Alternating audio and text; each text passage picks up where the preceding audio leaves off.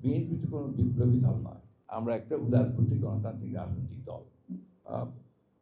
হয়তোবা সেই ধরনের একটা বড় ধরনের একটা বিপ্লব, যে বিপ্লবের মধ্য দিয়ে আমূল পরিবর্তন হবে, এটা নিয়েও মাহমুদের সঙ্গে তর্ক হতো। মাহমুদ ভাই আমাদেরকে ব্লেম করছেন, বকা দিতেন। আমি তাকে একটা কথা বলতাম, বিএনপি তো কোনো বিপ্লবী দল নয়, বিএনপি একটা it's a party of liberal democracy. আমরা একটা উদারপন্থী গণতান্ত্রিক রাজনৈতিক দল। আমরা বিপ্লব করি না, বিপ্লবে বিশ্বাসও করি না।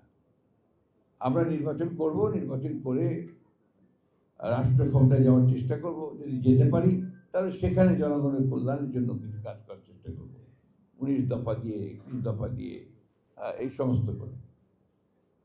এখন আমরা কিছু কমিটমেন্ট আছে আমাদের, সেই কমিটমেন্টের মধ্যে 21 দফা বাস্তবায়নের কমিটমেন্ট আছে, জুলাই সনদ স্বাক্ষর করেছি, সেটা বাস্তবায়নের কমিটমেন্ট আছে। আমরা চেষ্টা করছি এগুলোকে পুরোপুরি বাস্তবায়িত করার জন্য। তো আমার খুব খারাপ লাগে, আমি আমার ব্যক্তিগত অভিজ্ঞতা কথা বলছি। আমি যখন দেখি যে কতগুলো বিষয় নিয়ে মানুষকে বিভ্রান্ত করার চেষ্টা করা হয়, তার মধ্যে একটু জুলাই সনদ। জুলাই সনদ আপনারা বের করুন, যেটা স্বাক্ষরিত সব রাজনৈতিক দলের, যেটা এগ্রিড, সেখানে কিন্তু পরিষ্কার করে বলা আছে যে বিষয়গুলোতে আমরা একমত হতে পারছি না রাজনৈতিক দলগুলো, তারা যদি নির্বাচনের মধ্য দিয়ে রাষ্ট্র পরিচালনার দায়িত্ব যায়, তাহলে তাদের ম্যানিফেস্টো অনুযায়ী তারা কাজ করবে। এই বিষয়টা কিন্তু আমরা পুরোপুরি কেন জানি না অ্যাভয়েড করে যাচ্ছি। এই বিতর্কগুলোর অবসান হওয়া উচিত, সেটা আলাপ আলোচনার মধ্যেই হতে পারে নিঃসন্দেহে। আমি মনে করি সংসদের সুযোগ এসছে, একটা আপনার কমিটিও তৈরি করা হয়েছে। বিরোধী দলের আমার আহ্বান থাকবে যে তারা আসবেন, এই কমিটিতে যোগ দেবেন এবং সংবিধানের যে বিষয়গুলো পরিবর্তন করা দরকার সেই পরিবর্তন করার তারা সহযোগিতা করবেন। আন্দোলন তো আমরা বহু করেছি, বহু, এবং রক্ত বহু দিয়েছি।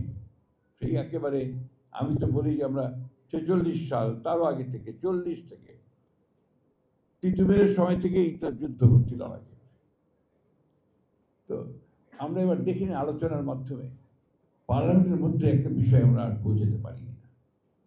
এটাই আমার আহ্বান, এটাই আমার ইচ্ছা। আমার এই শেষ বয়সে আমি এটাই দেখতে চাই যে আমরা আলোচনার মাধ্যমে একটা এমন একটা জায়গায় পৌঁছি যেখানে অন্তত কিছুটা হলেও আমরা আমাদের পরবর্তী প্রজন্মকে বলতে পারবো যে আমরা তোমাদের জন্য একটা ব্যবস্থা তৈরি করেছি, যেখানে তোমাদেরকে আর মারামারি, কাটাকাটি, প্রাণ দিতে হবে না, জান দিতে হবে না। এই বিষয়গুলো আমরা চিন্তা করতে পারি। কিন্তু সব কিছুই একেবারে নিগেট করে দেওয়া, এখান থেকে বোধহয় বেরিয়ে আসা উচিত, আলোচনার মধ্যে যাওয়া উচিত, আলোচনার মধ্যে দিয়ে কাজ করা উচিত।